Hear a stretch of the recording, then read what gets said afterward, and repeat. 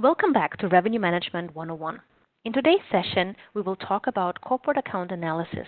As for many hotels, corporate accounts make up a large percent of their business. And so it is worthwhile to invest some time and resources to get this right. In today's call, we are going to talk about where you stand compared to your competition, what accounts you should be analyzing.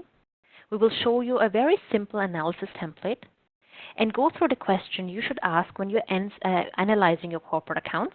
And last but not least, we will go through some common contracting terms. So know where you stand compared to your competition.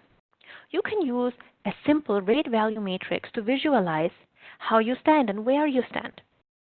But make sure when you fill out your rate value matrix that you think about your corporate segment. What we mean with that is a competitor hotel might have a beautiful pool landscape as part of their complex. However, you should ask yourself, is a beautiful pool landscape really an attractive feature for the hotel, for the corporate accounts, who are normally spending most of their day outside in business meetings? And maybe for corporate accounts, it is more important to have a good desk, good lighting, plug points, Wi-Fi, etc. And that is more valuable to them. How can you find out how your competitors are doing? Well, just visit them. Make sure you either get a very good and detailed site inspection with the sales team or an operations team of your competitors, or if you can, stay a night at your competitor hotels to really experience how your guests would feel in that competitor hotel. Once you have done that, you can assess the value of your competitors. So again, think about things like the location, the features and amenities in the room or in the hotel itself. But when you do that, think about the corporate segment, because that's what we are analyzing at the moment. Last but not least, understand the rates your competitors are charging. That's a bit more difficult to do, but you can talk to your sales team because they should have a good understanding of what rates your competitors are charging, because they as well have to know which rates they can offer. Here is the rate value matrix for your reference. We see here there are 4 quadrants showing. The quadrant on the right top hand side and on the left bottom hand are your true competitors with a higher rate and higher value, or lower rate and lower value than yourself. Hotels that are in the top left-hand corner are not really true competitors, as they are having less value at a higher rate than yourself. The ones you should really watch out are the ones on your right bottom hand, because they are having more value at a lower rate. And these ones can really start to poach some of your competitor accounts. So look out for them. Once we have done the rate value comparison, it's time to analyze our corporate accounts. Now, many will say, I don't have enough time to go account by account. I just can't do it. Well, if you don't have enough time, then what you should do is at least analyze these 3 types of corporate accounts.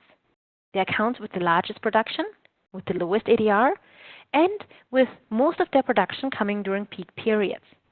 What do we mean with that? Peak month accounts are the ones that might displace higher paying business during the peak periods.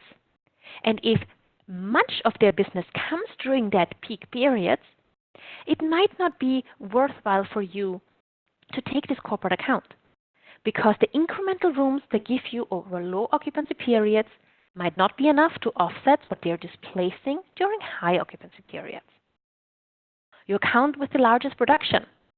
Well, first of all, if you have a corporate account that gives you 15, 20, 30% of your business, well, you have just lost a lot of bargaining power because you really are dependent on this one account.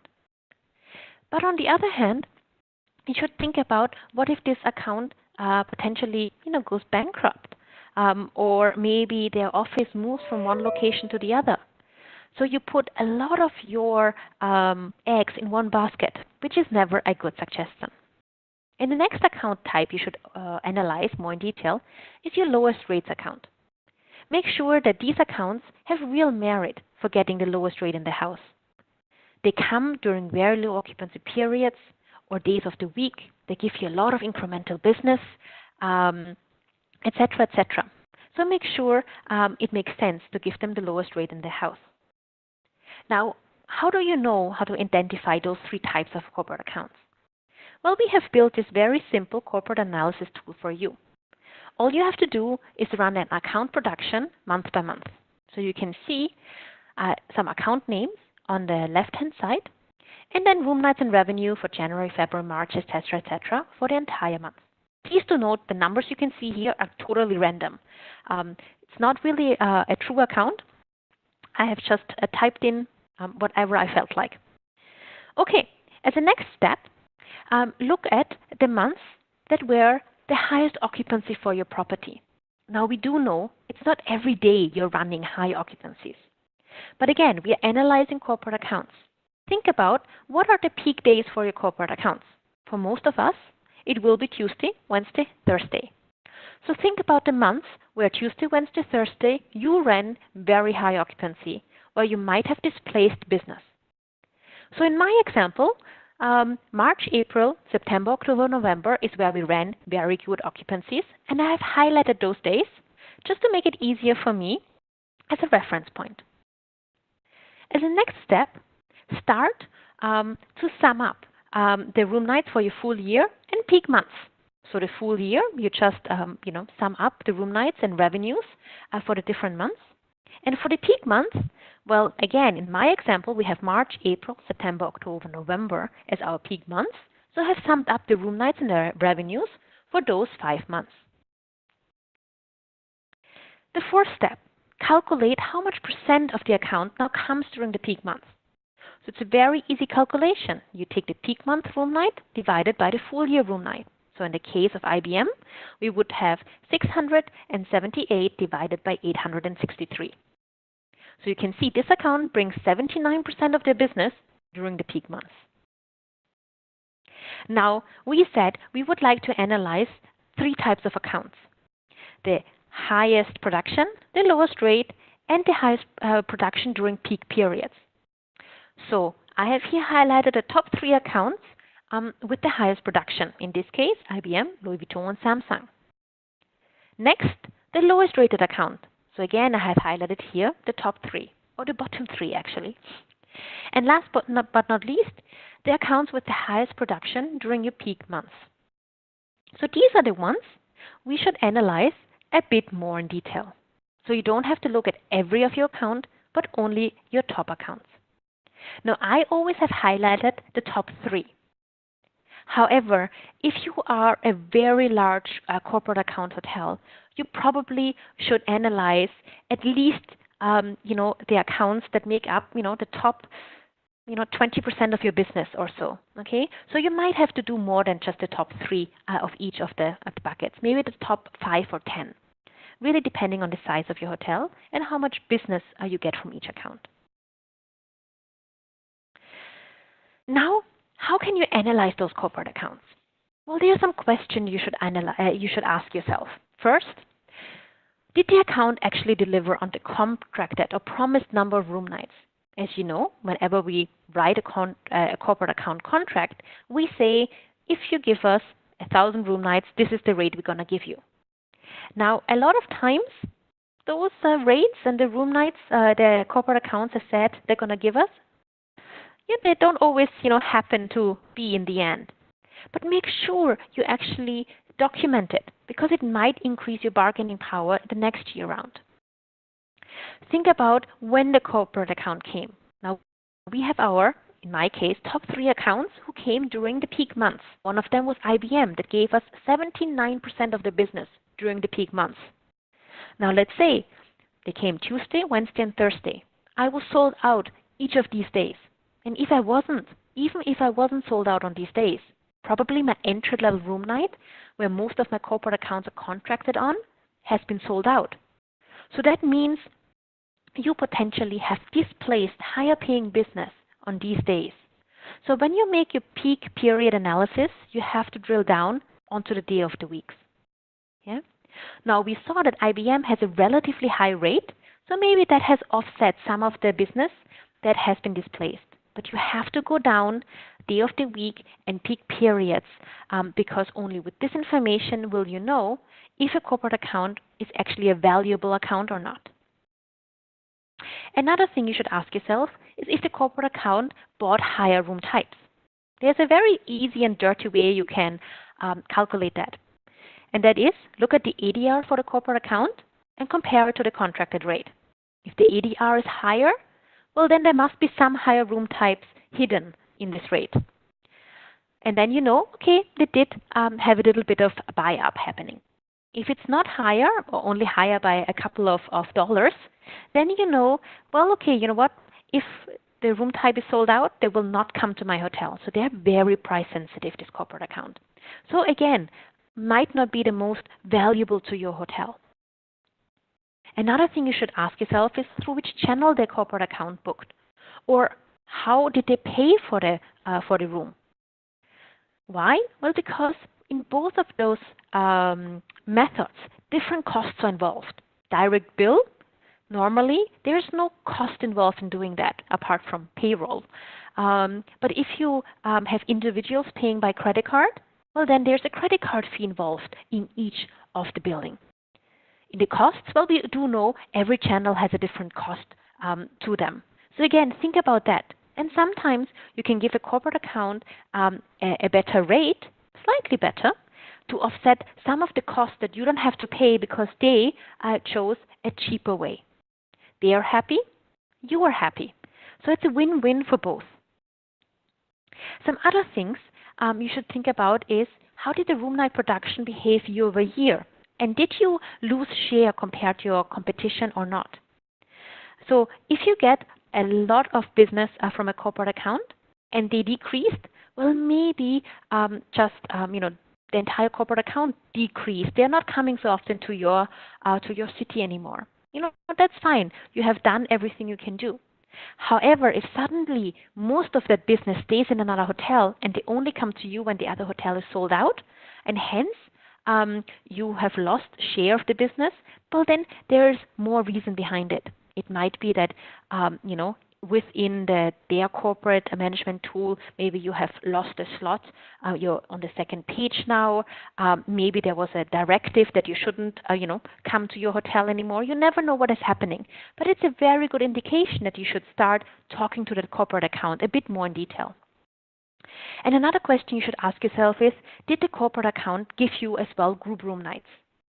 The reason why is group room nights can be very profitable for your hotel because you don't have to give, if you have mentioned that in the contract, you don't have to give corporate accounts the same rate for groups. Okay? So if they don't have a contracted group rate with you, you can actually really be as competitive as possible to get that group. So during peak periods, you can be more aggressive, get higher rates, and during low periods, well, if you have to, you can as well get very competitive and make sure you get the group into your house. So group business, again, a very good indication of how valuable your corporate account is. Now, if you want to go to the next step, the extra mile, here are some other things you can think about. And that is, did the corporate account give you other revenue streams, other incremental business, such as Wi-Fi? Did they go to the spa? Did they eat in your outlets? If you charge for Wi-Fi, did they use that, etc., etc. And when you do that, don't only look at the revenues, but as well look at the profits they bring into your hotel. When they analyze your groups, again, group business has very different profit percentages in its components. The room nights is one, the meeting space rental is another percentage, the food and beverage within the meeting room has another percentage, etc., etc. So make sure you analyze it on the profit level. And then look at your no-shows, late cancellation, early departures. But look at it by day of the week and by month, because that will give you an indication, again, how valuable this account is. Maybe you are the overflow hotel, so that means you make a reservation in your hotel. The other hotel, the guest is on wait list. As soon as they are confirmed on wait list in the other hotel, they either no-show or late cancel in your hotel. That's not a good position to be in. So if you really understand, they're always canceling in the last minute, you can start investigating and find out why is that the case. And with that, you can drill deeper and have a conversation with sales so they can go back to the corporate account to either rectify a problem or potentially you know how valuable that corporate account is to you. So make sure you look at your no-shows, late cancellations, and early departures as well. Last but not least, room type production. So we talked about the simple and dirty way of doing it. Well, if you want to go a step further, now look in detail. How many more room types did they buy, and did they actually get upgraded for free because of their loyalty status, or did they actually buy the upgraded room types?